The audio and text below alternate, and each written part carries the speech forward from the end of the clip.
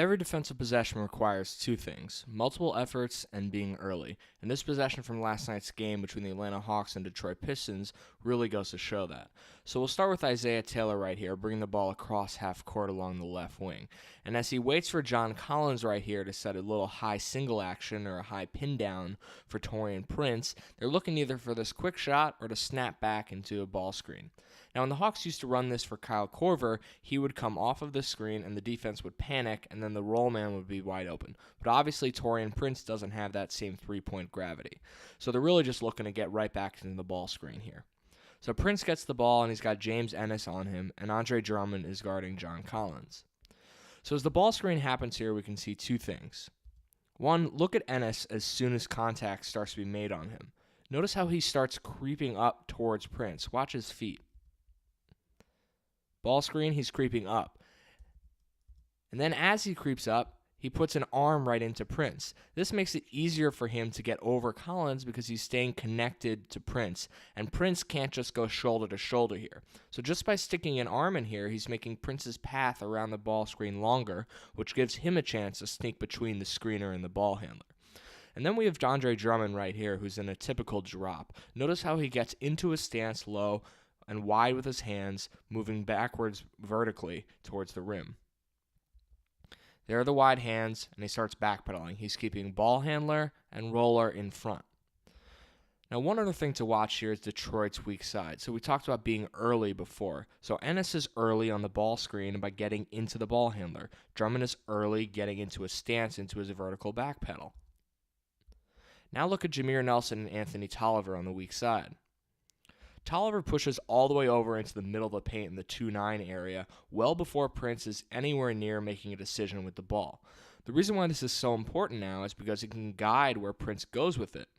If he's pushing over here as Prince is coming downhill, then this is an easy pass to the corner for a wide open three. But because Tolliver is early, we know that this pocket pass right here is really not going to get them anywhere. Why would Prince want to throw this pocket pass into traffic? He's got Drummond to deal with and Tolliver in the 2-9 position. Now at this point in the play, either Jameer Nelson or Tolliver can be the tagger. Clearly they communicate here. You can see them pointing, and Tolliver pushes over while Nelson stays hugged up to the closer Taylor.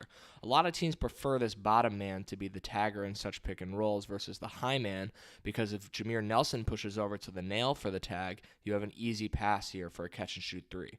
A lot of defenses like to force the longest possible pass, and in this case, that's Prince hitting Mike Muscala in the opposite corner. So Tolliver pushes over early. So what do we expect? Well, we know this pocket pass is probably not going to be thrown. Ennis has pretty good contact here in front of Prince. Drummond is wide and staying in front of the ball. So this is a tough little pass. He can't go right here to Tyler Dorsey because Luke Kennard has that shut off. So if he kicks it here, that's basically conceding the end of the play. Isaiah Taylor, well, that's an impossible pass because Jameer Nelson is ready to steal that. So the only thing left is him to throw a sort of high-arcing pass to Mike Muscala in the corner. And that's what happens. So instead of throwing a high-arcing pass, Prince comes off the ball screen, and he has to throw it inaccurately. Because if he throws a straight-line pass, notice what Jameer Nelson has done. He's early in his zoning up of the weak side, guarding Muscala and Isaiah Taylor. So Prince only can throw the ball more towards the deep corner. And when he throws that towards the deep corner, now Muscala has to shift over, and this becomes a much harder catch-and-shoot situation. So instead of catching and shooting now, Muscala gathers, and by the time that happens, Nelson is able to close out. So once again, just being early on the weak side forces a more tough pass to the opposite corner, and the defense is able to rotate to get there in time. Now, one other important thing about Nelson and Tolliver here is that normally you'd have Tolliver come back to his own man, and Nelson come back to Taylor. But because Tolliver decides to 2-9 to be the tagger, they communicate this clearly that they're going to X out, which means that Nelson's going to go to this corner to Mike Muscala, and Tolliver is going to take Nelson's man, Isaiah Taylor. So there's our X, and we can see the communication immediately. It's really important for this communication so both players don't run to the same guy. And again, by forcing this inaccurate pass, now Jameer Nelson has time to get here, and Tolliver has time to get to Isaiah Taylor. On the quick swing, Tolliver stays in front. So let's see all of that again. Just being early in contact, early in a drop, no pocket pass, early, bad pass, recovery.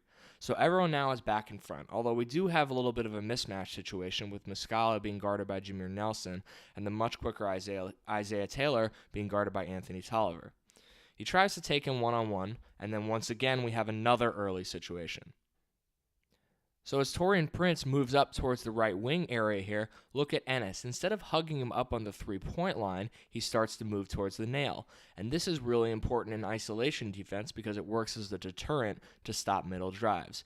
Every defense is based on the no-middle principle, so as Taylor drives, they want him to go this way. Or if Taurean Prince had the ball, they'd want him to go this way, and so on and so forth with every Hawks player.